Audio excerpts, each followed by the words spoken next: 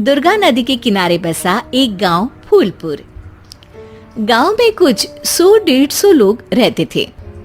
अंजलि, जो कि पास ही के जिले में रहती थी और 12वीं पास कर चुकी थी, उसके पिताजी ने बेटी को जल्दी विदा करने के लिए उसकी शादी फूलपुर गांव के मुकेश से करवा दी थी।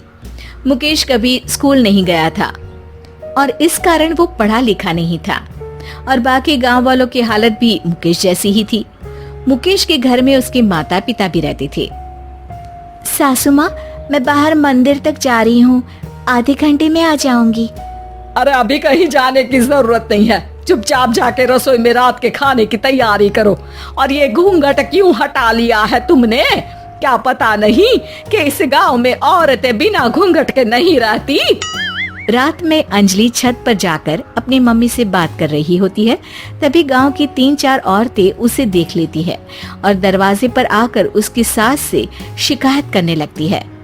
और क्या हुआ? अरे छत पे तो देखो, आपकी बहू मटक मटक के किसी से फोन पर बात कर रही है। दिन भर फोन पे लगी रहती है। अरे कल तो मंदिर के पास वो क्या कहते हैं, सेल्फी ले रही थी। शहर की बहू रखना अच्छा शान की बात है, पर देखना इसके लक्षण से ये तो तुम्हारे परिवार को बदनाम ना कर दे। ये पहली बार नहीं था जब सास से गांव के लोगों ने अंजलि की बुराई या शिकायत नहीं की हो। अब तो ये रोज की बात थी। अंजलि ये सब सुन लेती है। जब वो नीचे जाती है तो मुकेश भी वहां आ जाता है। सास कहती है, बेटा, लोग घर आकर शिकायत करने लगे हैं बहू के कामों की। देख लो, पति हो, संयम से रखो इसे।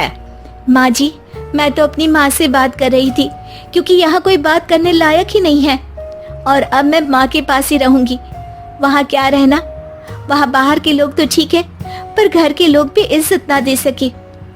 अरे नहीं नहीं अंजलि, ऐसा नहीं है, धीरे धीरे सब ठीक हो जाएगा, तुम फिक्र ना करो। अरे बस कुछ बोलना ही नहीं है, सर पे चढ़ा रखा है बहू को। सास मुकेश की नरम बात सुन के वहाँ से मुंह चढ़ाकर चली जाती है। मैं तो कहती हूँ हम दोनों शहर चले जाते हैं। मैं पढ़ी लिखी हूँ, मुझे वहाँ नौकरी भी मिल जाएगी और थोड़े दिनों में आप भी वहाँ कुछ काम ढूंढ लेना। अरे नहीं नहीं अंजलि, हम यहाँ ना गांव का खेत, माँ पिताजी को छोड़कर शहर नहीं जा सकते। माँ पिताजी को कैसा लगेगा और गांव वाले क्या सोचेंगे?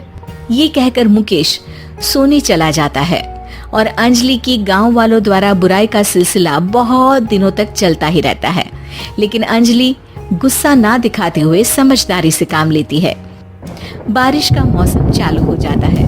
जोरदार बारिश से पूरे गांव में हाहाकार मच जाता है।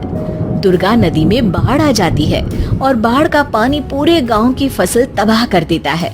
फसल की ये हालत देखकर गांव वाले निराश हो जाते हैं और बात तो यहाँ तक पहुँच जाती है कि कुछ लोग तो अंजलि को इस सब का दोषी ठहरा देते हैं।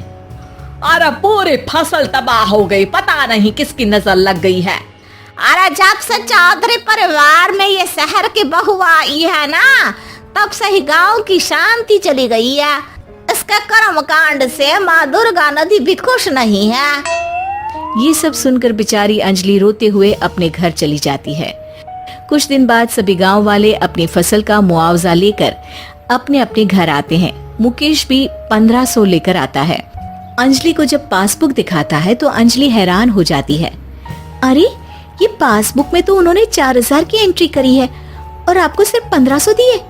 सच में? अरे वो सरकारी अफसर आपको बेवकूफ बना रहे हैं। सरकार की तरफ से हमें 4000 मिले हैं, लेकिन बाकी का सारा पैसा खुद ही खा रहे हैं। आप लोग के अनपढ़ होने का फायदा उठा रहे हैं। ये सब सुनकर मुकेश परेशान हो जाता है, लेकिन अंजलि उसे हिम्मत से काम लेने को कहती है और सुबह होते ही मुकेश को पंचायत कार्यालय ले जाती है और साथ में गांव के और लोगों को भी। आप सरकारी बाबू क्या गांव के लोगों को बेवकूफ समझते हैं? आपको क्या लगता है ये पढ़े लिखे नहीं है तो आप कुछ भी मनमानी करेंगे? ये बेचारे दिन रात इतनी मेहनत करते हैं, ये हमारे अन्नदाता हैं और आप इनके साथ ऐसा धोखा करते हैं। अरे क्या बके जा रही है ये लड़की? किस धोखे की बात कर रही है? अपने कांड करके नदी माँ को नाराज करके हमारा नुकसान करके इसे चैन नहीं मिला क्या? सरपंच जी, इन सरकारी बाबू ने मुझे बेवकूफ बनाया है और मेरे हिस्से के पैसे खुद चट कर गए। बस ये सुनते ही सरपंच वहाँ से दुम दबाकर भाग जाता है। पता चलता है कि जनपद अधिकारियों ने गांव के सरपंच के साथ मिलकर सबके साथ धोखा किया है। सब लोगों का विरोध शुरू हो जाता है और आखिर में अधिकारी सब गांव वालों के हिस्सों के बचे हुए पैसे उन्हें लौटा देते हैं और कई दिन तक सरपंच गांव में लौटता ही नहीं। अंजलि, तुम नहीं होती तो हम गांव वालों को तो पता ही नहीं चलता कि ये हमें हर बार बेवकूफ बनाते हैं। हाँ हाँ अंजलि बेटी, हमें माफ कर दो। हम सब तुम्हें बुरा भला कहते रहे, लेकिन तुमने ही आज हमें बेवकूफ बनाने से बचाया है। हमें तुम पर गर्व है बेटी। अब समझ आया कि सरपंच तुमसे नहीं, तुम्हारे पढ़े लिखे होने से नफरत करता था। क्यों ना इस बार हम अंजलि को ही सरपंच पद के लिए चुन ले? क्या कहते हो गांव वालों? पढ़ी लिखी सरपंच। बस पूरा गांव अंजलि के लिए ताली बजाता है और अंजलि की सास उसे खुशी से गले लगा लेती है।